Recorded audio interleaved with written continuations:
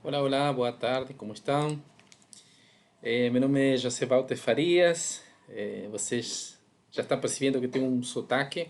Eu sou argentino, moro aqui há 11 anos aproximadamente. E é um prazer estar com vocês no Congresso de Desenho Institucional e passar um pouco minha experiência nesse segmento educacional tão específico. Moro no Rio de Janeiro, atuo aqui profissionalmente e queria mostrar um pouco dessa experiência que foi no ano 2020, a partir da pandemia, e que resultado e que legado deixou essa experiência para mim e para outras pessoas que atuaram comigo. Ok, para isso eu vou compartilhar com vocês alguns slides e vou iniciar aqui minha pequena palestra para vocês. Então, primeiro essa breve apresentação. Eu sou mestre pela Unicarioca em Novas Tecnologias Aplicadas à Educação. Tenho algumas pós-graduações em Desenho Instrucional, no Instituto de Desenho Instrucional. Também especializei em Tecnologia Aplicada à Educação. Tenho uma graduação em Pedagogia, que me permitiu continuar meus estudos, e também estou acabando letras. Então, esse perfil mais que nada voltado para a tecnologia me ajudou muito, né, para chegar agora a atuar nesse segmento que precisa de bastantes habilidades tecnológicas, nem tão complexas, porém sempre estar atualizado. Muito bem, vou contextualizar um pouco de que se trata essa experiência. Principalmente se trata de um atendimento remoto que instituto onde eu trabalho, sou coordenador de informática educativa nesse instituto.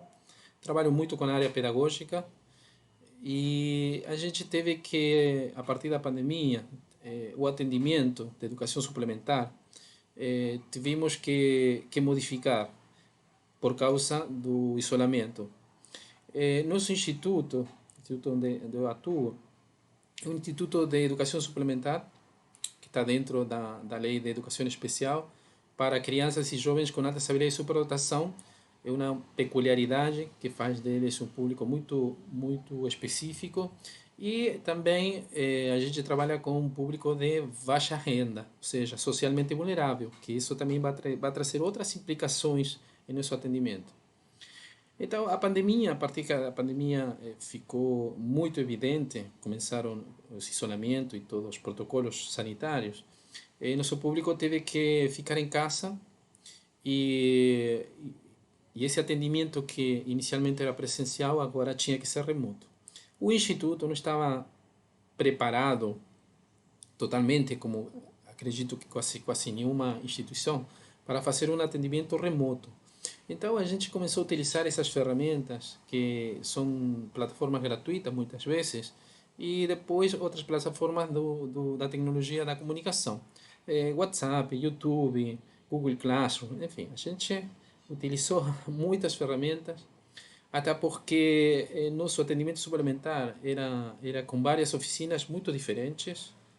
Algumas eram de robótica educacional, outras eram de início na programação, desenvolvimento expressivo, enfim, e outras, música, xadrez, enfim, era muito diversificado. E cada profissional, cada colaborador tinha um perfil e uma bagagem diferente. E na maioria não sabiam lidar muito com tecnologia, porque ao tratar-se de um atendimento que muito tempo foi feito de forma presencial, essa, essa migração para o formato digital para eles foi um choque de realidade. Acho que para a maioria dos professores do Brasil e do mundo foi um choque, foi todo um aprendizado, e eles também tiveram que aprender. Só que acontecia? A partir de meus conhecimentos, de minhas habilidades com a tecnologia, e a partir de uma necessidade também de colocar esse atendimento em um lugar mais seguro e próprio, para a gente customizar a nosso público, né? Sobretudo para adequar nosso atendimento, que é muito específico, e nosso público, que é muito específico. Começamos a buscar uma forma como falei, adequada e customizada para nosso atendimento muito particular. Então, começamos a buscar novas ou tecnologias que já estavam sendo utilizadas e levar a nosso cenário. Então, quais são os marcos dessa contextualização? A pandemia, obviamente, mudou muita coisa, acelerou muita coisa. Nosso público socialmente vulnerável, que isso vai trazer muitas implicações, principalmente na conectividade, também as relações sociais, os comportamentos sociais, enfim, são detalhes muito importantes que são considerados também nesse planejamento, que vou falar um pouquinho depois, de como a gente vai fazer as coisas, né? O atendimento remoto. Conectividade já foi mencionado anteriormente, e esse ponto é muito importante, é muito expressivo, porque a maioria das comunidades aqui, imagino que no interior do Brasil acontece a mesma coisa, em outros lugares do país, esse tipo de comunidade, essas pessoas, esse público, não tem muito acesso à conectividade, embora se fale que tenha, né? Então, eu sempre tenho um debate com isso de geração digital, ou, enfim, eh, ou nativos digitais, porque esse tipo de afirmações depende muito de onde você está e quais são as oportunidades, né? Eu posso nascer em uma época como é hoje muito tecnológica, porém, se eu não tenho essa oportunidade de aprender, de utilizar, vou ser um excluído digital. Então, acredito que essa afirmação não é completa, né? Se precisam de outros requisitos para ser realmente um nativo digital ou se desenvolver digitalmente. Outro marco foram o desenvolvimento das ferramentas digitais, porque, como eu falei, o Instituto não tinha conhecimento sobre ferramentas digitais, a gente já utilizava no dia a dia, só que não uma integração voltada diretamente a um atendimento educacional, que é isso que a gente precisava. E aqui, um ponto muito importante, eu não coloquei aqui, mas vou mencionar porque acho muito importante. A metodologia que se utiliza em plataformas digitais é muito diferente a que cada colaborador utiliza em sala de aula. E até eu diria que veja em evidência muitas vezes práticas pedagógicas que não são tão adequadas, que no presencial não são tão visíveis. São talvez algumas particularidades dos professores que têm a ver com sua história de dar aula, que às vezes não fica tão evidente como quando alguém está frente à câmera. Como já mencionamos, isso muda tudo, então começam a surgir novos desafios. A escolha da plataforma foi um ponto importante, porque quando a gente decidiu realmente que precisava um atendimento customizado e próprio, começamos a buscar plataformas no mercado. Obviamente, para isso precisávamos ter dinheiro, ter uma verba, e a escolha da plataforma tem muito a ver com isso. Quais são as possibilidades de implantar qual metodologia, qual plataforma e até onde que eu posso gastar para isso. Porque ferramentas digitais existem miles. Porém, eu precisava fazer um mapeamento das necessidades básicas e a partir daí outras necessidades digitais. Por exemplo, software de edição de vídeo, por falar alguma coisa, né? Também tinha que pensar nos participantes, que tinha que ser algo bem prático, bem lúdico, e também, e não menos importante, nos colaboradores. Os colaboradores precisavam de ferramentas simples, sabendo que muitos deles, a maioria, 90%, nunca tinha feito um atendimento remoto em plataforma. E esse é um ponto bastante importante, porque os professores tiveram muitas vezes que se reinventar, porém, se reinventar às vezes não significa que a gente está fazendo as coisas do todo bem, porque simplesmente colocar uma câmera e tentar dar uma aula de programação, por exemplo, ou de robótica, se requer muita imaginação, são coisas às vezes muito abstratas. Então, a metodologia, a fluência digital, essa intimidade com a tecnologia tem que ser muito forte, não só para se posicionar na câmera e falar, sino que essa mensagem tem que chegar até o participante e o participante precisa aprender a partir dessa mensagem. Então, não basta só que o professor saiba a disciplina, não é importante. O importante é que o aluno consiga absorver desse atendimento. Bibliografia é um ponto importante, porque não se pode fazer as coisas sem uma base teórica, sem beber dos conhecimentos de outras pessoas. É assim que o conhecimento se transmite, é assim que se faz a difusão de conhecimento. Então, foi muito importante buscar bibliografia específica, buscar conhecimentos em cursos, em pós-graduações, em capacitações. Tudo isso foi muito, muito importante para mim, para a equipe, para os professores, e para sentar bases sobre esse atendimento remoto. E depois muitos outros desafios que eu vou contando na medida que vou lembrando, que foram muitos. Imaginem que meu desafio, de minha equipe, o desafio do Instituto era implantar uma plataforma do zero e sem ter uma experiência disso anterior. Logicamente, a base teórica ajuda, porém a experiência é muito importante. Então, mais ou menos esse é o contexto de como surge esse desafio grande de trabalhar com atendimento remoto. E aqui entra um pouco uma base de o que eu aprendi de forma teórica que me ajudou em forma prática. E aí que eu queria enfatizar, porque quando se inicia e se consegue a verba para implantar uma plataforma e a gente precisa tomar decisões, tem que ser decisões que vão ter que te acompanhar durante todo o percurso. De forma prática seria, se eu escolho o Moodle, eu preciso de um desenvolvedor, preciso de uma customização, e isso é a partir de um contrato com um desenvolvedor. Então, não dá, uma vez que você toma a decisão, assina um contrato, não dá para voltar atrás e falar, não, eu não quero Moodle, muda para outra plataforma. O que você pode ir fazendo é customizando e adequando essa ferramenta a teu público, a teu cenário, a teu ecossistema educacional. Mas são decisões que se tomam e vão te acompanhar até o final do projeto. E outra decisão importante é esse modelo que a gente vai utilizar. Eu utilicei um modelo que eu gostei quando aprendi um pouco de desenho instrucional na pós-graduação, porque me pareceu um modelo simples, um modelo prático e um modelo que vai te dando os marcos necessários para saber se você está no caminho bom. Porque quando você inicia uma trajetória dessa envergadura, muitas vezes você não sabe aonde está indo, até onde você quer chegar.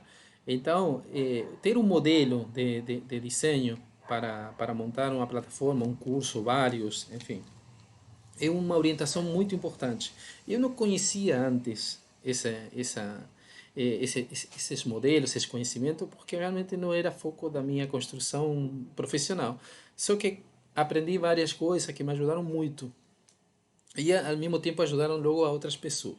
Então, eu coloquei duas escolhas muito importantes, porque tem a ver com decisões que você realiza antes da execução. Ou seja, quando você está colocando as suas ideias no papel, você precisa já tomar decisões e argumentar essas decisões, que é o mais difícil.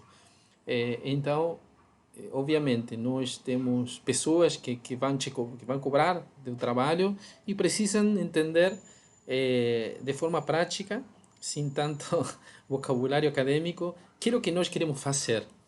Então, essas duas escolhas foram muito importantes e me acompanharam até o final. Uma vez feita a escolha, vou voltar um pouco ao modelo porque é uma questão importante da minha experiência. São os prazos. eu tinha aproximadamente 6 meses, 6, 7 meses para cumprir o prazo de um projeto piloto, porque a gente queria entender como realizar esse atendimento remoto e queríamos migrar de plataformas que a gente utilizava, livres entre aspas, né? YouTube, WhatsApp, Zoom, Meet, Google Classroom, enfim, e outras ferramentas que os colaboradores utilizavam.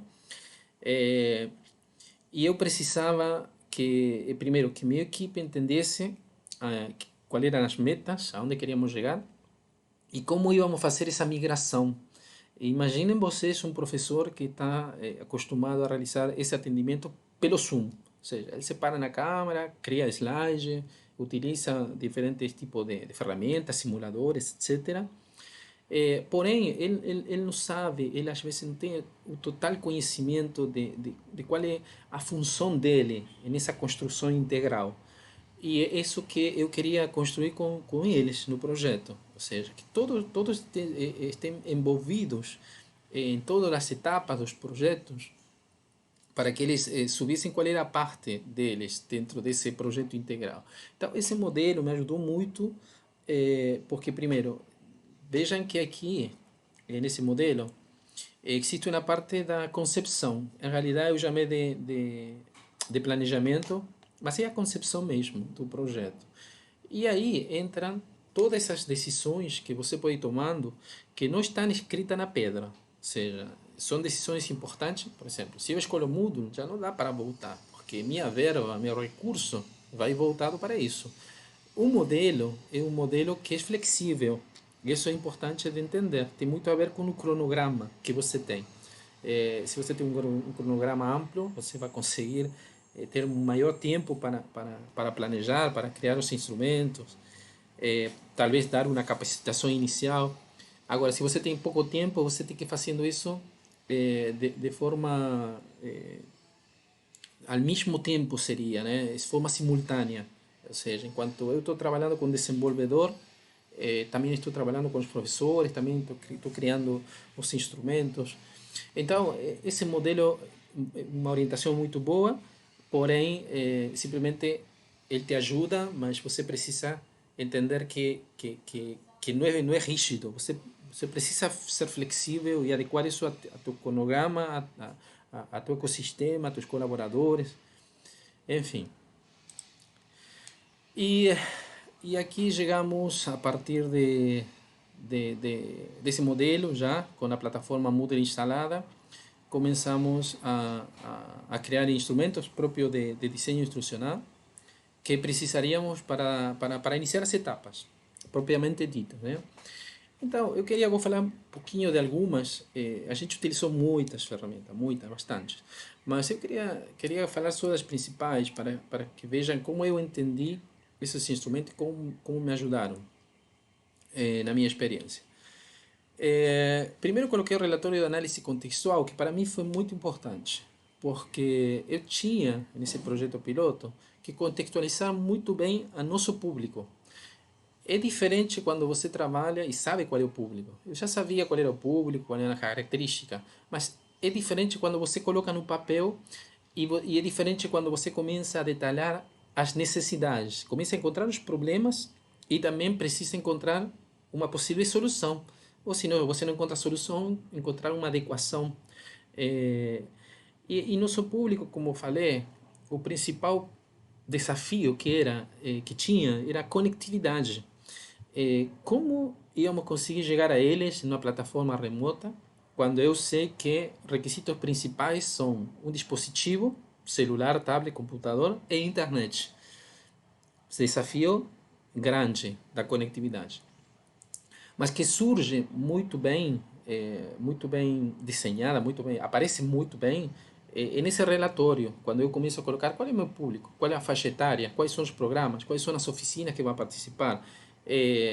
A gente fez pesquisa anterior também, utilizamos pesquisa para entender se tinha internet própria, se tinha dados, se pegava do vizinho, o celular era de quem? Era da mãe? Era dele? Então começamos a fazer um grande mapeamento do nosso público e surgiram dados, informações muito interessantes. que impactavam diretamente com o nosso planejamento. Por exemplo, a gente sabia que um grande percentual desses participantes utilizavam o celular e que existia um celular em casa só. E era um percentual grande de participantes que falavam assim, que dispositivo você utiliza? Ah, da minha mãe. Mas a mãe trabalha, ou seja, que esse participante só consegue ter acesso à internet, e com isso à plataforma, só depois de certo horário. Porque justamente esse dispositivo, essa internet, só chega em casa de tarde ou à noite. Outro desafio grande, porque a gente também buscou dar internet, a gente conseguiu dar internet e conseguimos dar tablet para eles, a partir de todo esse mapeamento que surge a partir do relatório de análise contextual. Mas, por exemplo, a gente ficou sabendo que operadoras não trabalham em muitas das comunidades do Rio de Janeiro. Não trabalham por diversas questões, né? Escolas comerciais, segurança, enfim. O fato é que não trabalha, ou seja, que não existia, não tínhamos como dar um Wi-Fi para eles, mesmo tendo recurso, porque a gente tinha o recurso, isso que é engraçado, né? Isso que é um paradoxo. A gente tinha o recurso, mas não conseguia dar para eles a ferramenta, não por nossa causa, era porque as operadoras não trabalhavam. Então a gente teve que comprar um chip de dados para cada participante, para cada tablet que a gente conseguiu dar para eles. Então, fomos encontrando problemas, desafios, vamos chamar assim, e fomos tentando solucionar esses desafios. E vimos que muitos desafios, às vezes, não são nem nossos, nem deles, sino que muitos são de terceiros. Então, isso que é interessante. E isso me ajudou a entender muito melhor a meu público. Eu tinha uma visão, talvez, um pouco mais restrita deles, mesmo conhecendo na teoria, né? Sabendo a condição, sabendo onde eles moram, sabendo bastante coisa. Quando começamos a pesquisar para solucionar esse desafio, foi uma grande revelação entender um pouco melhor realmente o desafio que a gente tinha pela frente e o desafio que eles tinham pela frente. Muito bem, depois talvez conte um pouquinho mais e lembro dessas coisas, né, que fazem pensar muito bem as pessoas e conhecer melhor, né, esse ecossistema. O modelo A de DDI foi minha escolha, mas como vocês sabem, não é único. Eu me senti cômodo trabalhando nesse modelo porque eu já conhecia, já tinha feito uma prática com ele, mas existem outros. Então eu coloquei simplesmente como uma escolha. Vocês sabem que existem outro tipo de modelos que podem ser adequados, dependendo muito do contexto. E utilizamos muito mapas mentais, sobretudo assim, no fazer diário da equipe, para entender melhor as ideias. E foi uma coisa que eu não utilizava muito no dia a dia, antes de conhecer desenho instrucional, e que a partir do desenho instrucional achei uma ferramenta muito prática. Eu gosto de fazer as coisas muito práticas. Então, para mim, resultou muito bem trabalhar com mapas mentais. Eh, Fluxogramas, roteiros, sobretudo quando começamos a criar vídeos, esses conteúdos, foi uma coisa que para nós foi um desafio e para os colaboradores ainda mais, porque imaginem professores de 35 anos de município, quando eu falo são de professores de município, sempre acostumados a aulas presenciais, ter que parar em uma câmera, ter que ler um teleprompter ou ler um texto. Foi engraçado, foi uma experiência boa. Às vezes, para um vídeo de 15, 20 minutos, a gente demorava 3, 4 horas. A gente riu muito também, a gente passou alguns sufocos também, mas é uma grande experiência. E para isso, roteiro é muito importante. Quando a gente começou a aprimorar os roteiros, começamos a ganhar tempo, começamos a fazer as coisas de uma forma mais dinâmica. Criamos muitos tutoriais, assistimos muitos tutoriais. A internet é um mundo. A gente começou a buscar tutoriais sobre tudo, sobre a plataforma Moodle, sobre como gravar aulas, enfim, a gente buscou muito conhecimento a partir de bibliografia e de tutoriais na internet mesmo. Utilizamos muitas tabelas e gráficos, sobretudo na etapa de acompanhamento pedagógico, porque como era um projeto grande com dinheiro envolvido, a gente precisava também criar relatórios e precisávamos fazer um acompanhamento. O Moodle tem uma boa particularidade, é que cria muitos relatórios. Tem um contra também, tem uma contra que esses relatórios muitas vezes são sujos, que chama sujo, que vem com muita informação que não se precisa, então se requer uma habilidade em Excel, criação de tabela, criação de gráficos, então isso também foi muito enriquecido. Eu estou vendo toda a parte de construção, né?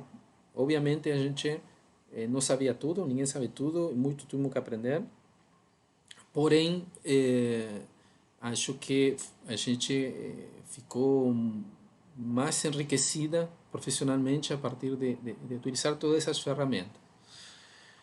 E coloquei etc, porque realmente foram muitas ferramentas e foram outras que também estou esquecendo, mas queria principalmente colocar, eu não coloquei aqui, não, acho que eu não coloquei, sim, coloquei modelos e matrizes, não falei disso, né? Falei do relatório de análise contextual, porém, modelo de matrizes, novamente, existem muitas, se você busca na internet vai encontrar, baixar milhares de matrizes, mas não é tão importante como a matriz construída assim, no formato, né? Que basicamente às vezes tem as mesmas colunas de informação, sino que é uma forma muito prática de organizar, e sobretudo na etapa de planejamento, quando você senta com o colaborador e você coloca as metas, as pautas, ele oferece o conteúdo e a gente consegue se organizar. Então, as matrizes que são criadas antes da etapa de execução, antes de entrar na aula, antes de criar a sala de aula, já tem que estar construída. E também não são escritas em pedra, mas é uma orientação muito importante. A gente criou uma matriz modelo para adequada a nosso fazer institucional e íamos utilizando a mesma matriz, só íamos adequando a informação que estava dentro. Por exemplo, vou dar um exemplo básico. Não é a mesma coisa uma matriz para robótica, onde talvez a principal ferramenta seja um simulador, sempre que estamos falando de educação remota, assim, como que faço robótica, que é uma disciplina muito mão na massa, muito prática, como poderia fazer isso numa tela de computador? Bom, existem simuladores, mas para isso o professor precisa dominar esse simulador, que é uma ferramenta um pouco mais complexa que as habituais, mas o professor de robótica sabe. E o professor de desenho, como que vai dar aula? Será que existem ferramentas específicas para desenho? Como que ele vai criar atividade? Como é que vai postar? Como é que vai avaliar? Como se eles vão cobrar esse conhecimento? Então, foram miles de perguntas e a gente vai encontrando a resposta na medida que vamos preenchendo essas matrizes e, ao mesmo tempo, conversando com o colaborador, com o professor. Porque não dá para você criar uma matriz e imaginar que tudo vai ser igual. Disciplinas diferentes, colaboradores diferentes, tempos diferentes, frequências diferentes. Então, é uma construção com um colaborador, com um coordenador, com um tutor, com um estagiário. Enfim, é uma colaboração em equipe mesmo. Bom, vou passar aqui para qual foram as etapas do meu projeto. Então, eu coloquei aqui essa questão do projeto piloto. Foi um projeto piloto realmente, porque a gente queria entender, queria aprender para logo migrar às oficinas. Isso eu vou falar um pouco no final, mas já adiantando-me um pouco, a gente, a partir dessa experiência, conseguimos migrar todo o resto das oficinas. Então, estamos fazendo um atendimento suplementar à distância, já completo, com todas as oficinas, a partir desse aprendizado, dessa experiência. O legado principal foi a plataforma, que uma vez que você implanta e adequa, você já pode ir utilizando e com outras oficinas. Então, isso foi muito bacana. Meu projeto inicial, esse piloto, tinha um tempo total de 6 meses. 6 meses desde o início, ou seja, desde a concepção até acabar o projeto, tinha um prazo de 6 meses. Então, tinha coisas que eu podia ser flexível, mas a execução tinha que ser sim ou sim de 3 meses, com encontros semanais, com certa frequência, enfim. Mas tinha um prazo que era muito rígido, que era a execução, justamente porque é quando você abre as salas de aula e você tem certa quantidade de encontros, e nesses encontros tem que ser passado o conteúdo. Então, isso não é muito flexível na frequência, no tempo. O resto poderia ser um pouco flexível. Eh, Aqui, como falei, tempo de composição foram 3 meses para análise, design desse movimento. Para execução, que a ação e reflexão foram 3 meses, que é um pouco mais rígido isso aí. E depois eu falei de verba, porque eh, eu tive que administrar também essa questão do recurso, né? É, porque é interessante quando você tem pessoas que patrocinam um projeto, eles querem saber aonde que foi investida essa verba. Então, por que eu coloquei esses marcos e por que também a escolha dos instrumentos e o modelo? Porque eu preciso colocar tudo isso no papel depois. Porque preciso que as pessoas que colocaram um dinheiro, um investimento para esse atendimento, eles recebam um relatório adequado do que a gente faz, bem argumentado. Então é importante ter considerar sempre os recursos. E depois foi a prestação de contas, onde eu me debrucei um pouco no que eu estou contando para vocês também, do início, como foi toda essa história desse projeto e quais foram os resultados, sobretudo. Né? As pessoas às vezes querem saber, bom, qual foi o resultado, em números. Né? E isso foi feito a partir de tabelas e gráficos e outro tipo de instrumento. Então, estou chegando aqui no final. Eu queria fazer algumas considerações finais, para não me alongar muito no tema. E eu queria, a partir da minha experiência, afirmar o seguinte: é possível realizar projetos de diversas formas. Existe infinidade de formas de fazer as coisas, porque quando você muda uma decisão, muda todo o resto. Então, quando você já tem uma ideia bem já construída, fortalecida, mesmo que tenha diferentes núcleos, você tem uma ideia bem forte do que você quer fazer, tem decisões que você vai tomando e vão te acompanhando, como eu coloquei anteriormente. Mas existe infinidade de derivações a partir de decisões que você vai tomando, seja na metodologia, seja na forma de avaliação, seja na plataforma, enfim. Por isso que é um universo muito grande. Você precisa ser de uma equipe multidisciplinar, com certeza, é um ponto super importante nesse sentido. A gente não consegue fazer as coisas sozinho, precisa de conhecimentos múltiplos para chegar ao êxito.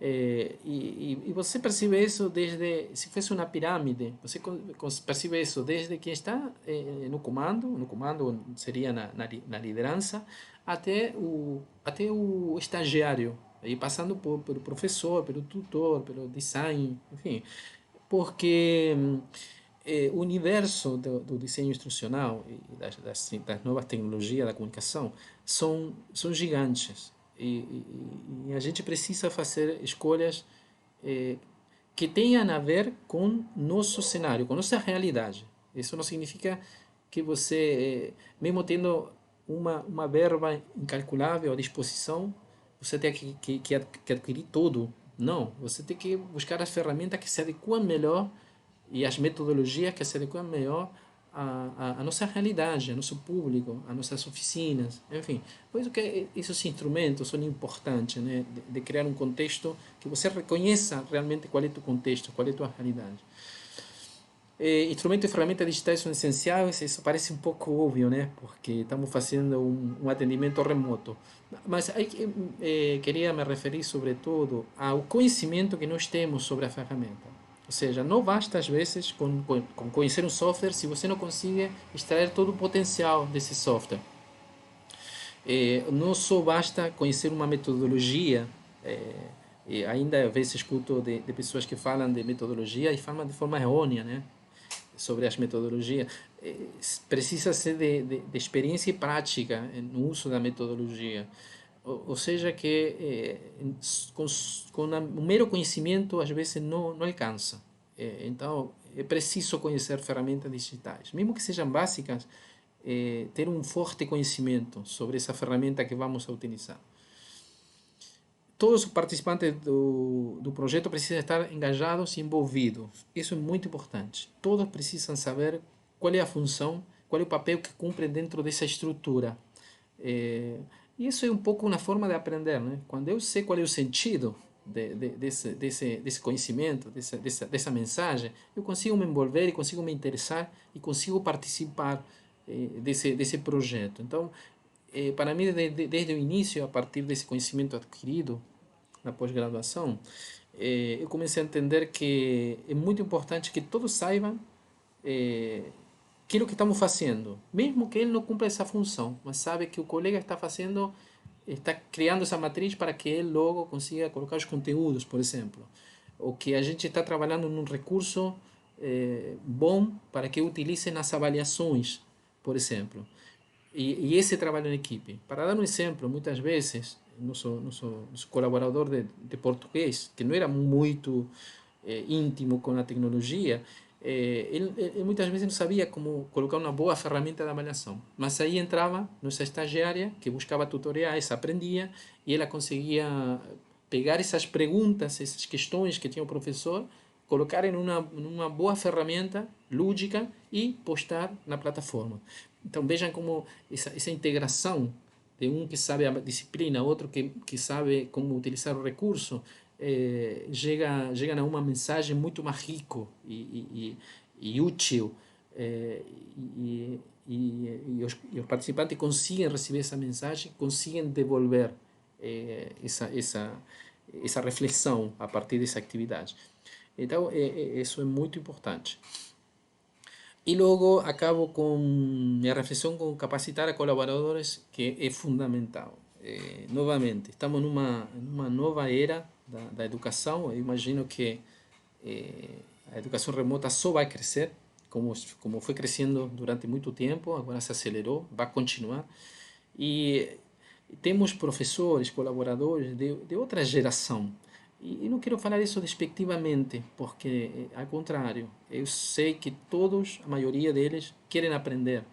E, e pequenos êxitos tenho visto nessa pandemia. Por exemplo, eu tenho colegas que ficaram felizes de aprender a utilizar, por exemplo, o Google Form, que é uma ferramenta básica, né? É uma ferramenta básica, se utilizava muito antes, não tanto, sino se utilizava, mas eles conseguiram adaptar isso a uma mensagem educacional.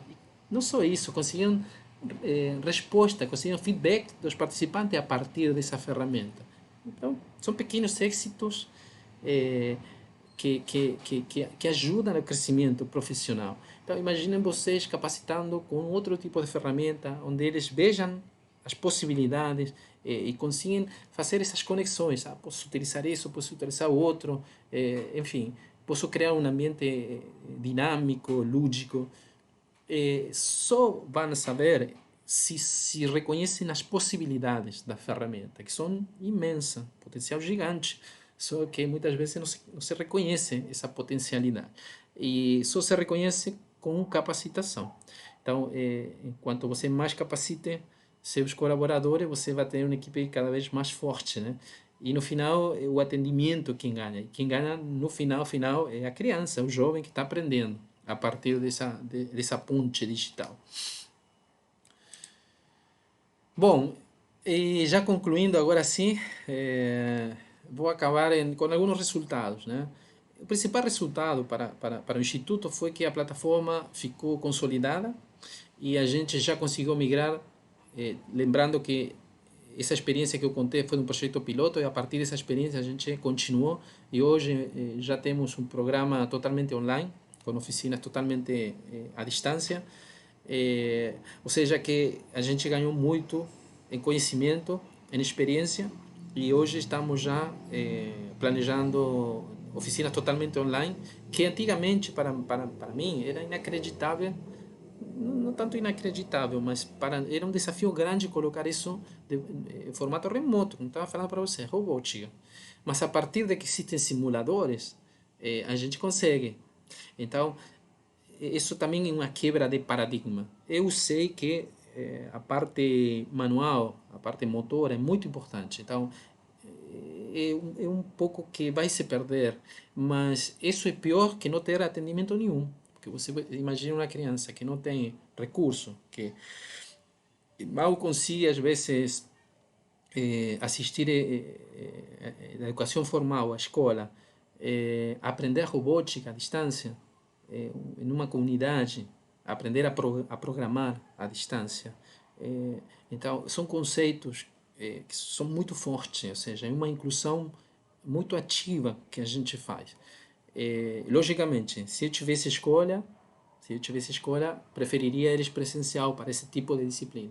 Mas na medida que a pandemia não deixou e na medida que muitas vezes os horários não deixam, ou talvez não ter dinheiro para passagem, morar no interior, sim, existem fatores onde a tecnologia, onde o atendimento remoto consiga ser muito positivo. Agora, se eu tivesse a escolha, logicamente, eu prefiro que ele estivesse comigo aprendendo cultura maker, trabalhando mão na massa. Porém, a gente sabe que vive num mundo com muitas, com muitas circunstâncias. Eh, Enfim, esse foi o ganho principal da plataforma, uma possibilidade, uma ferramenta poderosíssima, as oficinas já programadas online. E depois eu queria falar que esse projeto também rendeu, num simpósio de altas habilidades, rendeu 4 resumos científicos aprovados, onde eu fiz um e fui orientador do resto, e foi um ganho, agora sim, de conhecimento institucional, de experiência e também um ganho profissional para quem participou. A gente submeteu quatro resumos, atendimento remoto para indivíduos com altas habilidades, que logicamente surgiu agora porque por uma necessidade. Então a gente também queria compartilhar essa experiência. Capacitação de professores, uma colaboradora nossa também realizou capacitações, criamos cronograma de capacitações, porque logicamente os professores não têm a mesma bagagem, então tivemos que criar uma capacitação customizada para esses professores. Nossa estagiária, que isso também me deixou muito feliz, ela estagiária da pedagogia, ela submeteu um resumo sobre o trabalho que ela fez do projeto, que foi justamente mergulhar nos recursos, nos objetos de aprendizagem da plataforma. Como você sabe, a Moodle tem muitos recursos e as configurações não são tão simples. Ela criou tutoriais para os professores, criou tutoriais para os participantes, ela mergulhou direto nessas ferramentas e essa metodologia que ela utilizou rendeu um resumo que foi aprovado. Ela participou desse simpósio, foi muito elogiada, então foi também um ganho a partir do projeto. E oficina de desenvolvimento expressivo, e nossa colaboradora ela escreveu sobre como ela precisou fazer essa migração para o formato remoto. Imagine você uma aula de desenvolvimento expressivo que basicamente uma aula de teatro, muitas técnicas de teatro.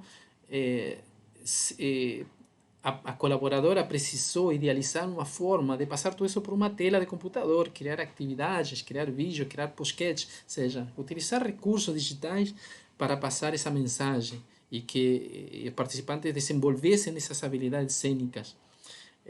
Então, ela também escreveu um resumo sobre esse desafio e como ela resolveu, para que toda a comunidade saiba, né, como encaramos esse desafio e como resolvimos. Bom, estou acabando agora sim. Estou acabando. Muito obrigado. Eh, Palavras finais, agradeço novamente participar, passar um pouco de nossa experiência. Como eu falei anteriormente, foi uma experiência rica para mim, para o Instituto, para a equipe que trabalhou, mas também acho muito importante sempre compartilhar experiência. Existem mil formas de fazer, que nós fazemos, a gente sabe, mas talvez passando um pouco de como a gente resolve o desafio, ou como tenta resolver desafios, seja também uma orientação para outras pessoas que querem desenvolver projetos desse tipo e muitas vezes não sabem como começar, ou talvez não sabem às vezes como resolver um problema, enfim. Essa foi por isso que eu quis aqui estar aqui, participar e passar minha experiência. Agradeço novamente aos organizadores, deixo aqui meu contato e muito obrigado, até mais.